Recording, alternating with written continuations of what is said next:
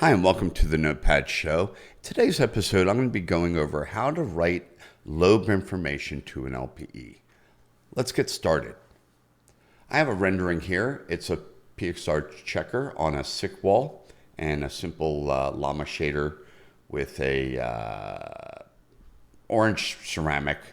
The grid wall, this grid wall here, this PXR checker, is a Uber shader. It's this PXR surface. Let's open up the shader for the orange ball and look at it, the inside of it here. Simple llama shader. Don't judge me on the building of this shader. It's just for illustrative purposes. I have two dielectrics being mixed together on top of a diffuse. The llama dielectric rough, all it has is a little bit more roughness to it, and the dielectric coat has just less roughness, and they're just mixed together, again, for illustrative purposes, and the llama diffuse is just llama diffuse. If you want to record a lobe name, a lobe in llama, you have to, the lobe has to have a name. By default, it's diffuse. I've customized it to make it llama underscore diffuse. You can make it any text name that you want. By default, it's just diffuse. And here, the default is specular, but I gave it a unique name as well, unique string. Okay, for both of these. Now, where is this information read? Well, it's read at the ROP. So if we go to the ROP, and we go to rendering and then the advanced tab, you might see this also in Blender as well. So hopefully this video will help you if you use Blender. But there's a section where you have these unique LPE, these unique pass names, these unique lobe names to be specific. Okay, and they're put into these things.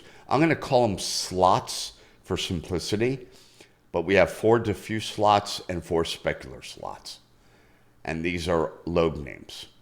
And you'll see I have llama underscore diffuse here, llama underscore specular roughness in specular 2, and in specular 4 I have the other, the coat, which has less roughness if you remember from the shader network.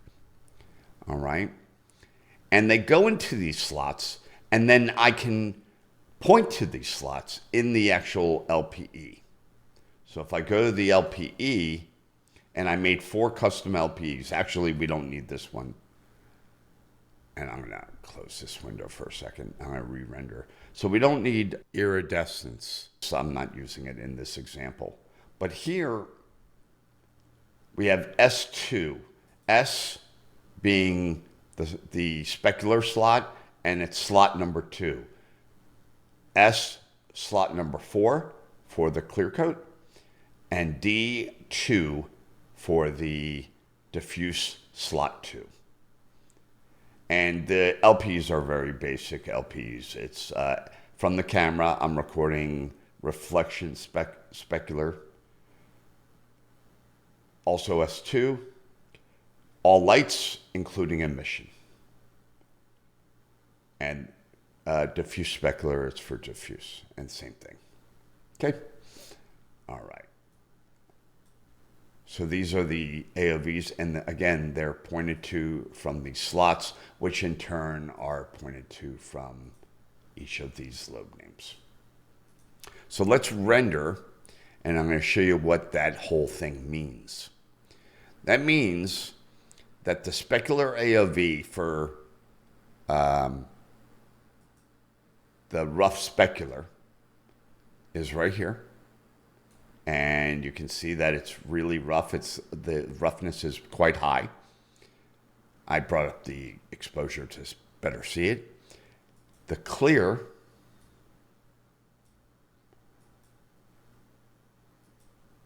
why is the clear not showing up? Here we go. This is good. So let's look at, maybe in showing you, I messed something up. Llama underscore specular coat. So let's figure out why the clear coat's not showing up. llama underscore specular coat, and then I have a little number 6 there. Let's get rid of that. I don't know where that came from. And render again. Again, I have the exposure up just to illustrate and show the AOVs a little bit easier. So there's specular again. There's clear coat. And there's diffuse. Okay? And that's it. Now, you might be wondering why, you only had that custom name in the sphere. Why is the wall showing up in the diffuse channel, but it's not showing up in the others? Well, that's really simple, and it leads into the PXR surface. So if you look at the diffuse, the capital D diffuse, you also see a lowercase d diffuse. These slots are case sensitive. So let's concentrate on this diffuse right here. If you go to the Uber shader for the wall, you'll see that an Uber shader also has lobes. That's what these are. There's a capital D diffuse, P primary specular, they just call it specular. There is a roughness specular, clear coat, iridescence, fuzz, and so on, glass. And they correspond to these names here. Specular, there's rough specular, there's clear coat, iridescence, fuzz, single scatter, glass. Some of these have to do with hair as well. And they correspond to the Uber shader tabs the same way that llama does. So if you look, I'm plugging into the diffuse lobe right here. So because llama underscore diffuse shares with diffuse here, that's why we're seeing it. So let's take the llama diffuse out and put it here. All right, in D1. Now, if I do that and I re-render and I look at the AOV and I click on diffuse right here, what's going to happen is we'll still see the wall here, but now we'll see nothing here in the sphere. Right. So we have to go down to the AOV and change it to D1 because that's the AOV that we want, and we changed it. We moved it to D1. So now only the diffuse orange is going to show up and the wall will not, because we're not looking at diffuse 2. I hope that makes sense.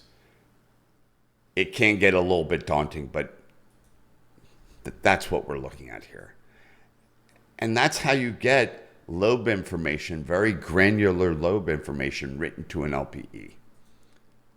So I hope that makes sense, and I hope you have a great week, and talk to you soon. Have a good one. Bye.